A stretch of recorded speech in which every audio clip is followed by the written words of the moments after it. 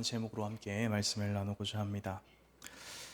최근 마약 관련 뉴스들이 참 많이 나오는 것 같습니다. 연예인들이 관련된 뉴스이기 때문에 더 많은 사람들이 그 뉴스를 실어 나르는 것 같기도 합니다. 한때 한동훈 법무부 장관의 말이 이슈가 되기도 했었는데요. 5년 만에 마약 사범이 5배가 늘었다라는 통계를 제시한 것이었습니다. 그리고 그 더 놀라운 것은 지난 5월 뉴스 기사에 따르면 마약 사범의 재범률이 50%에 육박한다라는 것이었습니다. 분명 그들도 마약이라는 것이 잘못된 것이라는 것을 알고 있을 것입니다. 그럼에도 불구하고 왜 다시 그 잘못에 손을 대는 것일까요? 지난 2017년에 많은 사람들이 재밌게 보았던 슬기로운 감방 생활이라는 드라마가 있었습니다. 그 중에서 좀 개인적으로 충격적으로 다가왔던 장면이 있었는데요. 이 슬기로운 감방 생활이라는 드라마는 슈퍼스타 야구 선수 김재혁이라는 인물이 하루아침에 범죄자가 되어서 교도소에 들어가게 되는데 그 교도소 생활을 그린 드라마입니다. 여러 캐릭터들이 나오는데 그 중 주인공과 같은 이제 방의 수감자였던 일명 해롱이라는 캐릭터가 있는데 이 캐릭터는 마약 사범으로 교도소에 들어온 캐릭터였습니다. 교도소 내에서도 약에 취한 느낌을 잊지 못해서 감기약을 비롯해서 참 별의별 약을 다 먹는 그런 캐릭터였는데요. 자신의 형량을 다 채우고 몸에 좋지 않을 때 감기약마저 먹지 않으며 다시는 마약을 하지 않겠다는 다짐으로 출소를 하게 되지만 감옥을 나서자마자 경찰의 어떤 함정 수사로 인해 다시 마약에 손을 대게 되고 다시 경찰에게 잡히는 모습으로 결말을 맞이하게 됩니다. 참 안타깝기도 하고 실적을 올리기 위한 어떤 그런 경찰들의 모습에 화가 나기도 하고 왜 저럴까라는 이해할 수 없는 그런 복잡한 감정이 들게 하는 그런 결말이었습니다. 왜 사람들은 잘못된 일이고 해서는 안 된다는 것을 알고 있음에도 똑같은 실수를 반복하는 것일까요? 모든 상황에 대해서 자세한 이유를 설명할 수는 없겠지만 근본적인 이유는 유혹을 이기지 못했기 때문일 것입니다. 앞서 이야기한 것은 어떤 마약이라는 꽤 중요하고도 무거운 주제였지만 조금 가벼운 주제로 돌아가서 얘기를 해보자면 다이어트만 하더라도 사실 우리가 어떻습니까? 우리가 먹으면 안 된다는 것을 알고 있음에도 탄수화물, 밥이라든지 빵이라든지 남자분들은 라면이라든지 이런 것들을 너무 그 유혹 앞에서 쉽게 무너지는 우리의 모습들을 발견하게 됩니다.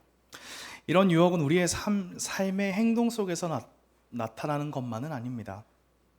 영적인 생활 속에서도 많은 유혹들이 있는데요. 오늘 함께 읽은 이 말씀이 대표적인 예시라고 할 수 있습니다. 오늘 과의 말씀은 예수님께서 사탄에게 유혹을 받으시고 그것을 이겨내신 내용을 담고 있는데 익숙한 내용이지만 예수님께서 어떤 유혹을 받으셨고 그 유혹을 어떻게 이겨내셨는지를 우리가 함께 다시 돌아보기를 원합니다. 그리고 우리도 그 모습을 본받아 유혹을 이길 수 있는 그런 영적인 힘을 갖춰갈 수 있기를 원합니다. 먼저 오늘 말씀을 살펴보기에 앞선 과에서 예수님께서는 세례 요한에게 세례를 받으셨습니다. 이 세례라는 것은 죄인이 자신의 죄가 씻겨 나가고 새 사람이 되었다라는 것을 나타내는 어떤 행위라고 할 수 있는데 아무런 죄가 없으신 예수님께서 이 세례라는 것을 받으십니다. 아무런 죄가 없으시지만 스스로 죄인의 자리에 서시겠다라는 뜻이기도 합니다. 예수님께서 세례를 받으시자 하늘에서는 이는 내 사랑하는 아들이요 내 기뻐하는 자라 라는 하나님의 음성이 들렸고 성령님이 비둘기처럼 예수님께 임하셨습니다. 이제 예수님께서 세상으로 나아가 하나님 나라를 선포하실 모든 준비를 마치게 되신 것입니다. 하지만 오늘 함께 읽은 1절의 말씀을 보시면 하나님께서는 예수님을 그냥 세상으로 내보내지 않으시고 마귀에게 시험을 받게 하시려고 광야로 예수님의 그 발걸음을 인도합니다. 예수님께서는 광야에서 40일간 금식 기도를 하신 이후에 배가 아주 고플 때 마귀의 그 유혹을 받게 되십니다. 마귀는 하나님 나라가 이 땅에 출범되지 않기를 원했습니다. 자신이 겪는 그 고통을 세상 모든 피조물들이 겪기를 원했습니다. 그래서 하나님 나라 출범의 핵심인 예수님을 유혹하고자 하는 것인데요. 우리가 여기서 한 가지 기억해야 하는 것은 1절에도 나타나듯이 하나님 나라의 출범을 막는 마귀의 이 유혹 또한 하나님의 주권 아래에서 이루어진 일이라는 것입니다. 마귀는 하나님의 크신 계획을 회방하려고 하지만 하나님께서는 그마저도 사용하셔서 그분의 놀라운 뜻을 이루어 가신다는 것을 우리에게 보여주고 계십니다. 다시 말씀으로 돌아와서 예수님께서 마귀로부터 받으신 첫 번째 유혹은 돌을 떡덩이가 되게 하여 먹으라라는 것이었습니다. 40일 금식을 하신 직후니 인간적으로 얼마나 배가 고프시겠습니까? 하루만 밥을 먹지 않아도 그렇게 배가 고픕니다. 보통 교회에서 점심을 먹으면 이제 목사님과 강도사님과 함께 뒤에 백반집에서 식사를 종종 시켜 먹는데요. 어제도 이제 백반집에서 점심을 시켜 먹었었습니다. 그런데 제가 좀 배가 많이 고팠던 것 같습니다. 앉아서 밥 한 공기를 비우는데 아마 5분이 안 걸렸던 것 같습니다. 거의 흡입한 거죠. 사람마다 이렇게 차이는 있겠지만 배가 고프면 그렇습니다. 눈앞에 돌이라도 씹어 먹을 기세로 무언가를 먹게 됩니다. 먹을 것이 없거나 능력이 모자란다면 어쩔 수 없지만 하나님의 아들, 아니 그 하나님 그 자체이신 예수님께서 돌이 떡으로 변하게 하는 것이 뭐가 그렇게 어렵겠습니까? 당장 말씀만으로도 먹을 것을 만들어내실 수 있고 원하기만 하신다면 그 배고픔조차 느끼지 않으실 수 있으실 텐데 말입니다. 사실 마귀의 이 유혹은 단순히 먹을 것에만 한정된 유혹으로는 보아서는 안 됩니다. 이 떡덩이라는 것은 세상의 모든 물질에 대한 유혹을 대표하는 것입니다. 아마 예수님께서 40일 금식 기도를 하지 않으시고 우리가 예전에 많이 했던 40일 거지 전도를 하셨다면 마귀는 예수님께 돌이 금덩이로 변하게 해보라고 아마 유혹했을지도 모르겠습니다. 쉽게 말해서 지금 현 상태에서 가장 필요한 것에 집중하라는 그런 유혹입니다. 하지만 예수님의 대답은 무엇입니까? 우리 4절의 말씀을 함께 읽어보도록 하겠습니다. 오늘 본문 4절의 말씀입니다. 시작.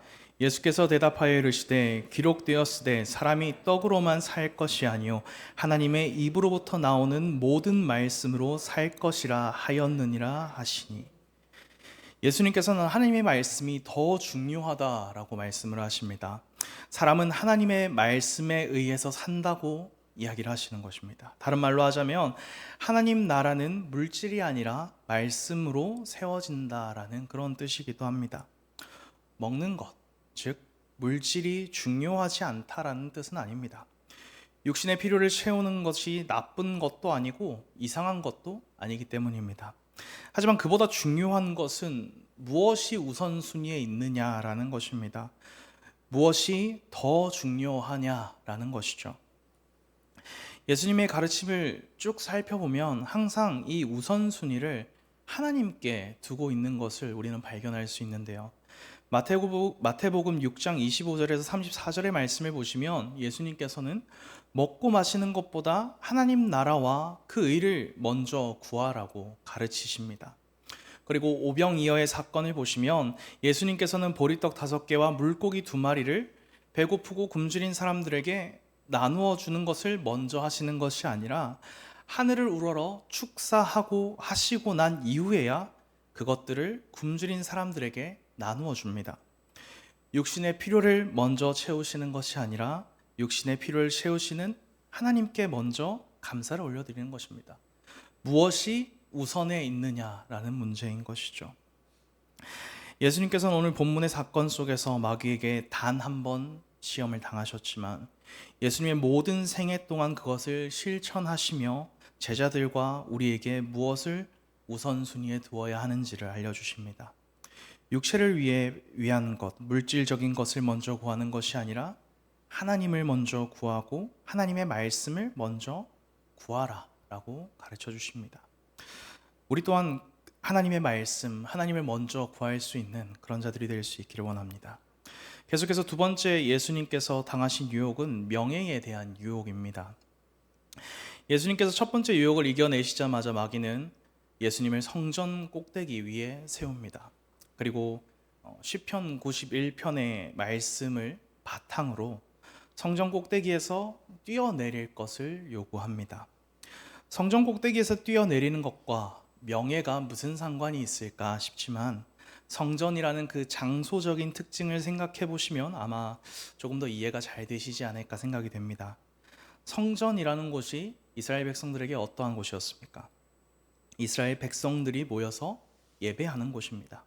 다시 말하자면 불특정 다수의 사람들이 모여 있는 어쩌면 이스라엘 그 자체의 랜드마크와도 같은 곳입니다. 그런 장소의 꼭대기에 예수님께서 서 계시게 되는 겁니다. 우리 주변에 종종 참 안타까운 이야기지만 높은 건물에서 이제 투신을 하시는 그런 분들이 계시는데요. 그런 분들을 뵐 때마다 주변 그 사람들이 어떻게 반응을 합니까? 그 장소에 있던 사람들이 어떻게 반응을 합니까? 그 주변으로 모여듭니다. 모든 관심이 건물 꼭대기에 올라간 그 사람에게 집중되는 것입니다. 그렇다면 성전 꼭대기에서 떨어진다면 얼마만큼의 관심을 받게 될까요? 아마 모든 이스라엘 사람들의 관심을 받게 되겠죠. 그리고 심지어 마귀의 말처럼 하나님께서 그의 사자들을 보내시어 떨어지는 예수님을 바다 살포시 땅에 내려놓는다면 어떻게 될까요? 모든 이스라엘 백성들로부터 하나님께 복을 받았다라며 칭송을 받지 않겠습니까?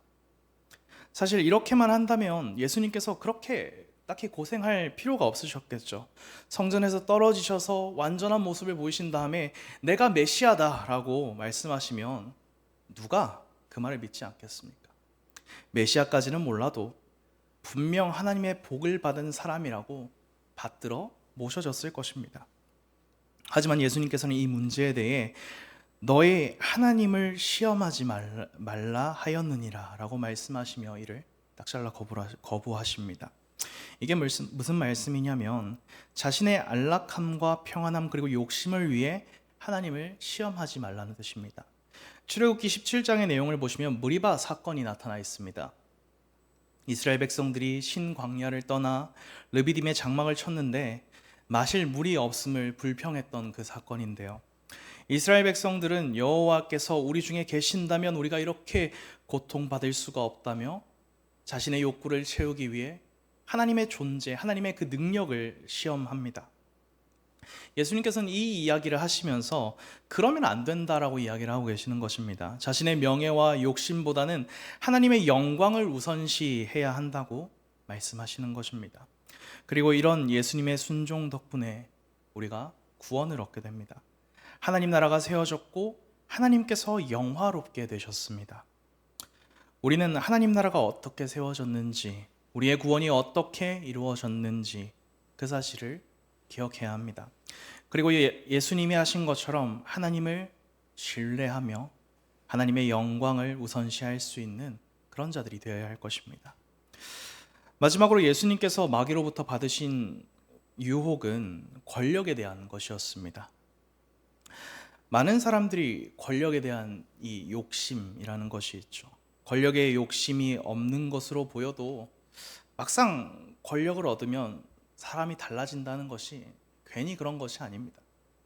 마귀는 예수님께서 물질과 명예의 유혹에도 꿈쩍하지 않으시자 이번에는 예수님을 산 꼭대기로 이끌어 갑니다. 평지에서 성전 꼭대기로 그리고 산 꼭대기로 점점 더 높은 곳으로 예수님을 이끌어 가는데요. 점점 더 큰 것으로, 점점 더 큰 유혹으로 마귀가 예수님을 유혹해 나가고 있다는 것입니다. 예수님의 입장에서는 굉장히 수치스러운 경험이었습니다. 원래는 자신의 통치 아래에 있는 존재가 이리저리 끌고 다니며 야 이거 해봐, 야 저거 해봐, 저거 하면 내가 이거 해줄게 라고 하는 그런 경험을 지금 계속해서 하고 계시는 것입니다. 마지막으로 마귀는 예수님을 산 꼭대기로 데리고 올라가 천하 만국의 영광을 보여주며 유혹합니다. 제가 그렇게 등산을 좋아하지는 않습니다만 종종 이제 등산을 하게 되는 그런 불상사가 일어나게 되곤 합니다. 그 중에 아직까지 기억이 나는 것이 고등학교 졸업여행으로 오르게 됐던 한라산인데요.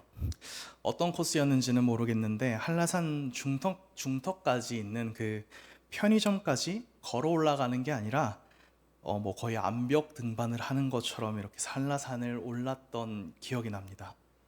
그 덕분에 이제 다시는 한라산을 안 오르고 있습니다. 네. 뭐 힘든 것도 힘든 것이지만 가장 기억에 남는 것이 뭐였냐라고 한다면 그렇게 힘들게 한라산을 오르다 본 제주도 전체의 모습이 참 기억에 많이 남습니다. 산이 높기는 높은지 제주도 끝자락까지 그 바다의 경계선까지 그 모든 것이 한눈에 보였던 그 광경이 아직도 기억에 남습니다.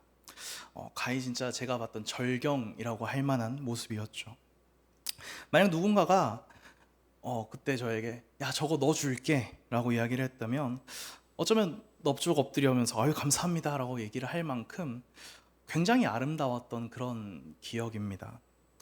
아마 마귀가 산꼭대기에서 보여줬던 천하만국의 영광은 한라산의 그 경치보다 더 절경이었을 것입니다. 누구나 혹할 만한 그런 광경이었겠죠. 그리고 마귀가 준다는 것은 단지 세상의 그런 모습이 아니라 그 모든 것을 좌지우지할 수 있는 힘을 주겠다라는 것이었습니다. 사람들 위해 군림하여 그들을 부릴 수 있게 해주겠다라는 것이었죠. 다만 그러기 위해 자신 앞에 엎드려 경배해야 한다고 예수님을 유혹합니다. 이에 대한 예수님의 대답은 무엇이었을까요? 우리 10절의 말씀을 함께 읽어보도록 하겠습니다. 10절의 말씀입니다. 시작. 이에 예수께서 말씀하시되 사탄아 물러가라 기록되었으되 주 너의 하나님께 경배하고 다만 그를 섬기라 하였느니라. 하나님만 경배하고 하나님만 섬겨야 한다고 말씀하십니다. 예수님께서는 이 세상에 주권이 누구에게 있는지를 정확하게 알고 계셨던 것입니다. 마태복음 20장 28절의 말씀을 보시면 예수님께서 이 땅에 오신 그 목적이 나타나 있는데요. 예수님께서는 이 세상에 섬김을 받기 위해 오신 것이 아니라 섬기기 위해 이 땅에 오셨다라고 말씀하십니다. 즉 예수님을 자신을 주기 위해 이 땅에 오셨고 죽기 위해 오셨다고 이야기하십니다. 그리고 하나님께서는 그런 예수님을 마침내 하늘과 땅의 모든 권세를 주심으로 높여주십니다. 이게 무슨 말이냐면 높아지는 것과 다스리는 것은 마귀가 아니라 이 세상의 왕이신 하나님께 달려있다는 것을 의미하는 것입니다. 하나님께서는 어떤 자를 높이십니까? 섬기는 자를 높이십니다. 겸손한 자를 세워주시고 자신을 낮추고 하나님을 경배하는 자를 높여주십니다. 하지만 세상은 어떻습니까?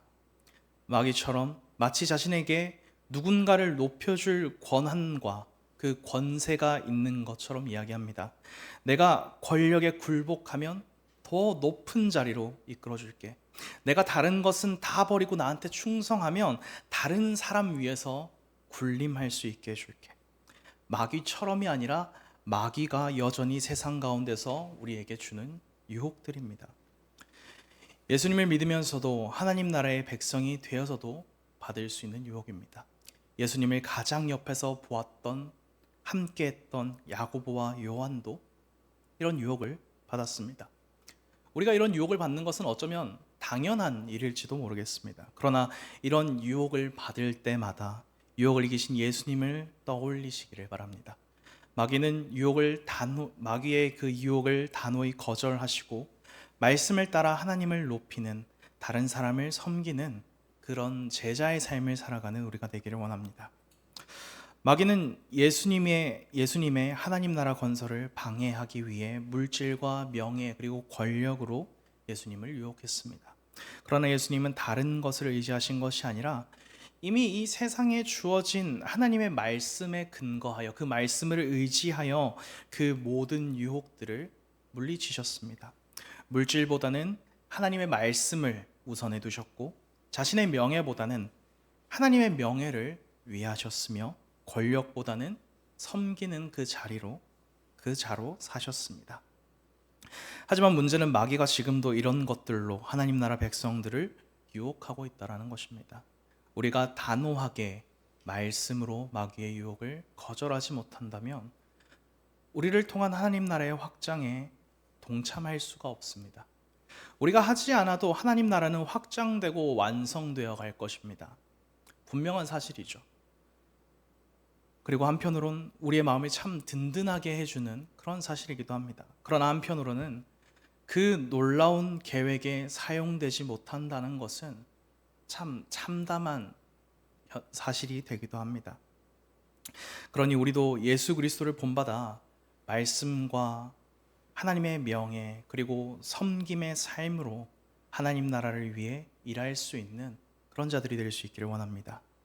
우리뿐만 아니라 지금 사회로 한 걸음씩 나아가고 있는 청년들도 그런 삶을 살 수 있기를 바라고요. 지금 계속해서 자라나는 우리 아이들도 그런 삶을 살아갈 수 있기를 간절히 바랍니다. 각 가정과 그리고 맡으신 부서에서 하나님의 말씀으로 잘 지도해 주시기를 바랍니다. 오늘 이 시간 함께 말씀을 기억하며 기도하기를 원합니다.